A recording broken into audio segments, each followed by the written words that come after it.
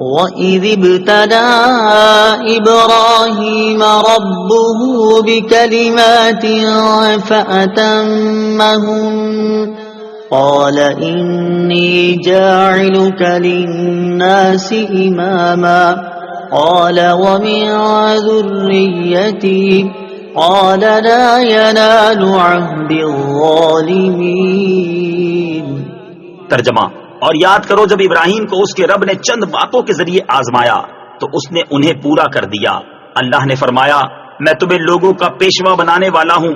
ابراہیم نے عرض کی اور میری اولاد میں سے بھی؟ فرمایا میرا عہد ظالموں کو نہیں پہنچتا۔ وَإِذِ ابْتَلَىٰ، اور جب آزمایا۔ تفسیر صراط الجنان میں ہے یہود و نصارہ اور مشرکین عرب سب حضرت ابراہیم علیہ السلام کے فضل و شرف کے معترف اور آپ کی نسل میں ہونے پر فخر کرتے ہیں۔ اس آیت میں اللہ تعالیٰ نے آپ علیہ السلام کے وہ حالات بیان فرمائے ہیں جن سے سب پر اسلام کا قبول کرنا لازم ہو جاتا ہے، کیونکہ جو چیزیں اللہ تعالیٰ نے آپ علیہ السلام پر واجب کی وہ اسلام کی خصوصیات میں سے ہیں۔ ابتلا آزمائش کو کہتے ہیں۔ خدائی آزمائش یہ ہے کہ بندے پر کوئی پابندی لازم فرما کر دوسروں پر اس کے کھرے کھوٹے ہونے کا اظہار کر دیا جائے۔ حضرت ابراہیم علیہ السلام کی آزمائش میں بہت سے شرعی احکام بھی تھے، اور راہ خدا میں آپ کی ہجرت، بیوی بچوں کا بیابان میں تنہا چھوڑنا، فرزند کی قربانی وغیرہ سب شامل ہیں۔ آپ علیہ السلام تمام امتحانوں میں پورا اترے اور اللہ تعالیٰ نے آپ علیہ السلام کو لوگوں کا پیشوا بنا دیا۔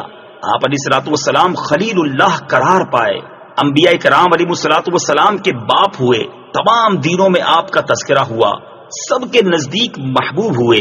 اس سے معلوم ہوا کہ شرعی احکام اور تکالیف اللہ تعالیٰ کی طرف سے آزمائش ہوتی ہے، اور جو ان آزمائشوں میں پورا اترتا ہے وہ دنیا و آخرت کے انعامات کا مستحق قرار پاتا ہے۔ للناس اماما، لوگوں کے لیے پیشوا۔ تفسیر صراط الجنان میں ہے یہاں امامت سے مراد نبوت نہیں، کیونکہ نبوت تو پہلے ہی مل چکی تھی، تبھی تو آپ کا امتحان لیا گیا، بلکہ اس امامت سے مراد دینی پیشوائی ہے، جیسا کہ جلالین میں اس کی تفسیر قدوۃً فی الدین یعنی دین میں پیشوائی سے کی گئی ہے۔ وَمِن ذُرِّيَّتِي، اور میری اولاد میں سے۔ تفسیر صراط الجنان میں ہے جب اللہ تعالیٰ نے حضرت ابراہیم علیہ السلام کو امامت کا مقام عطا فرمایا تو آپ علیہ السلام نے اللہ تعالیٰ سے اپنی اولاد کے لیے بھی عرض کیا۔ اس پر فرمایا گیا کہ آپ کی اولاد میں جو ظالم ہوں گے وہ امامت کا منصب نہ پائیں گے، کافر ہوئے تو دینی پیشوائی نہ ملے گی، اور فاسق ہوئے تو نبوت نہ ملے گی، اور قابل ہوئے تو اللہ تعالیٰ اپنے کرم سے جسے جو چاہے گا عطا فرمائے گا۔ اس سے معلوم ہوا کہ کافر مسلمانوں کا پیشوا نہیں ہو سکتا اور مسلمانوں کو اس کی اتباع جائز نہیں۔ یہ بھی معلوم ہوا کہ اپنی اولاد کے لیے دعائے خیر کرنا سنت انبیاء ہے۔ یہ بھی معلوم ہوا کہ اللہ تعالیٰ کوئی نعمت عطا فرمائے تو اولاد کے لیے بھی اس کی خواہش کرنی چاہیے۔